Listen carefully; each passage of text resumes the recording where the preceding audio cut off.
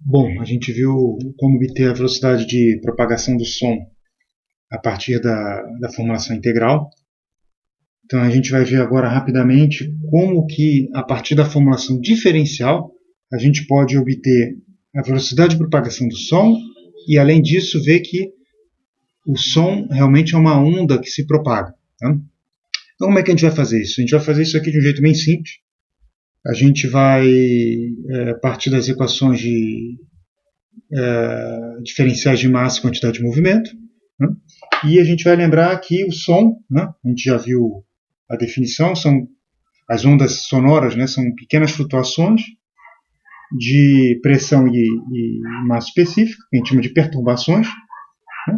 Que se propagam de forma isentrópica. Tá? Então, como é que matematicamente a gente pode representar, né, essas flutuações? Né? A gente pode escrever assim, ó, que a minha pressão e a minha massa específica, por exemplo, a gente tem um estado de referência, que seria, por exemplo, para o ar em repouso, né? E o som, a onda sonora, estaria associada a essas pequenas perturbações. Né? Então, por exemplo, um jeito de escrever isso aqui, né? Eu posso dizer que o meu P-til, que é a perturbação, ele é muito menor que o P0. Né?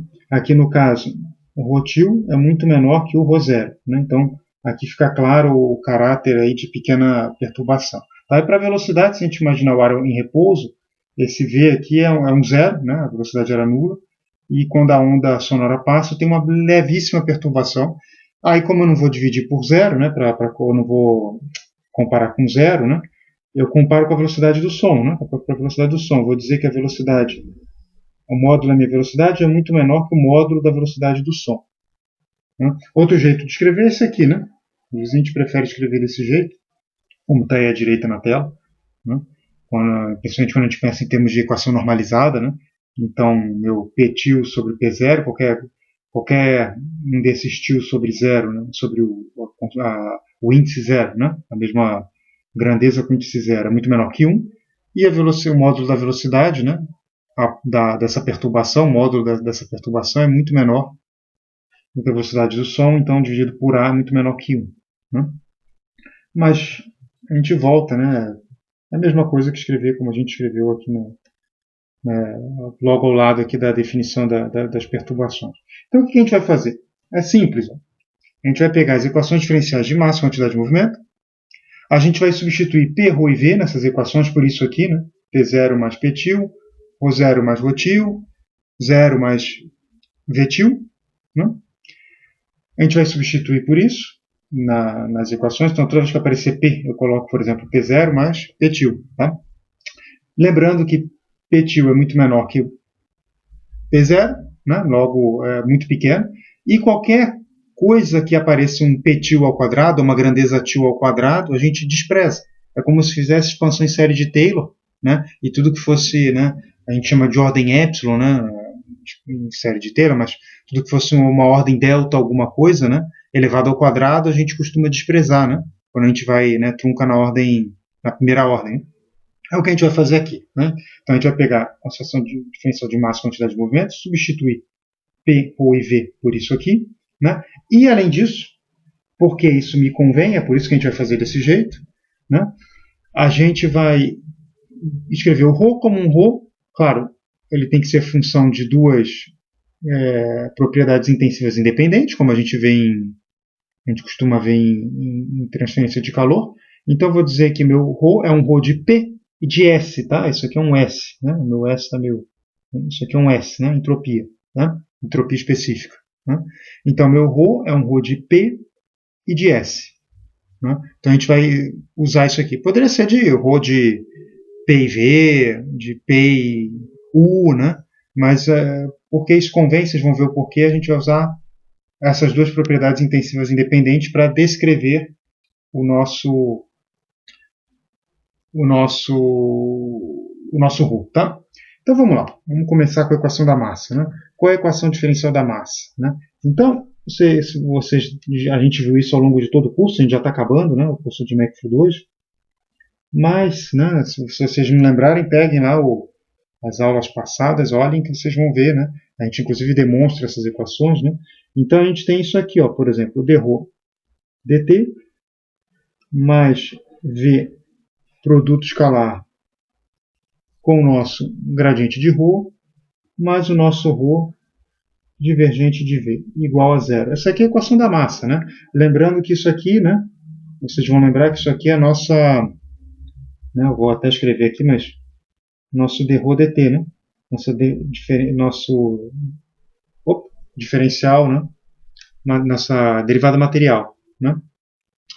Então aqui está aberto já, né? Aí o que a gente vai fazer? A gente vai substituir o ρ por esse ρ aqui, né? Por esses dois valores, e o V por zero e V til. Obviamente, quando aparecer zero, produto escalar de alguma coisa, vai ser zero, né? E quando aparecer, ou aparecer que é um divergente de zero é zero, né? E quando aparecer, por exemplo, V til aqui, né? Vai ser zero mais V til, né? Aqui vai ser um ρ0 mais ρ til. Se eu tiver um produto de V til com gradiente de ρ til, vai ser zero também, porque isso é uma ordem de perturbação ao quadrado, né? Então, se a gente substituir, o que eu estou chamando de substituir é isso aqui, né? Eu vou fazer só nesse primeiro, depois a gente vai mais rápido, mas isso aqui é a mesma coisa que eu escrevi, ó, ρ0 mais ρ til. Aqui a gente vai pôr para o V, né? Eu vou pôr 0 mais V til, né? Aqui de novo, ó, ρ0 mais ρ til, ρ0 mais ρ til. Então, por exemplo, o que eu estava dizendo é quando a gente substitui aqui, ó, por exemplo, quando isso aqui for zero, é zero. Quando for V til, eu vou ter V til, produto escalar, né? Aí eu vou ter um gradiente de ρ0. Mas esse gradiente de ρ0, se esse ρ0 é um estado base, ele vai ser zero também, né? Aí depois, né, eu vou ter V til com gradiente de ρ til, mas isso aqui são duas perturbações, já me dá uma ordem til ao quadrado, ordem perturbação ao quadrado eu esqueço, né? E por aí vai. Tá? Então a gente vai ficar, né, para a perturbação, né, se vocês fizerem a substituição, eu deixo para vocês fazerem aí tranquilos, né, a gente vai ter isso aqui, né? Então essa equação vai dar para a gente dρ til, uma equação bem simples, ó, dt mais ρ0 divergente de V til igual a zero. Tá? Então essa equação a gente diz que ela está linearizada.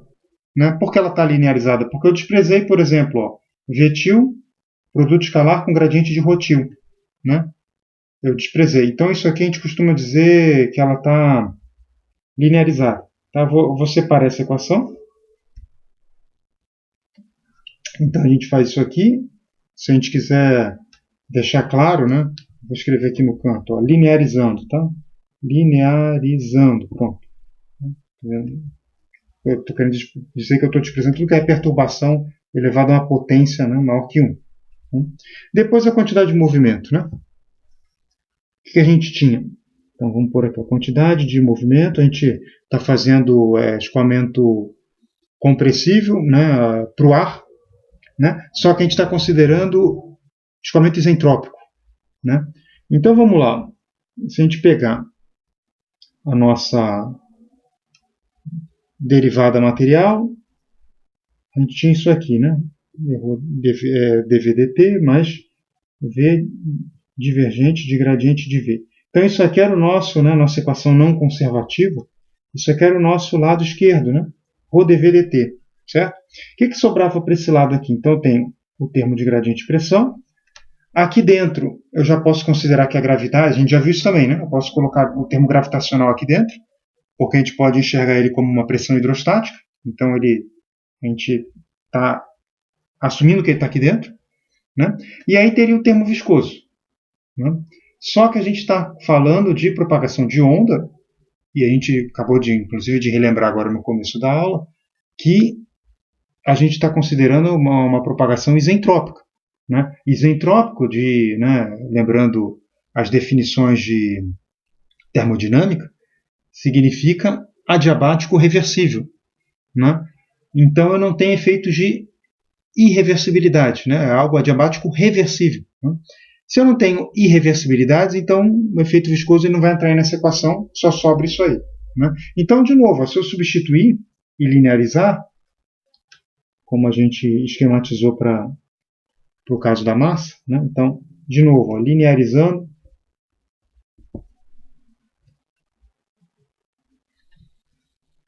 O que vai sobrar aí? Né?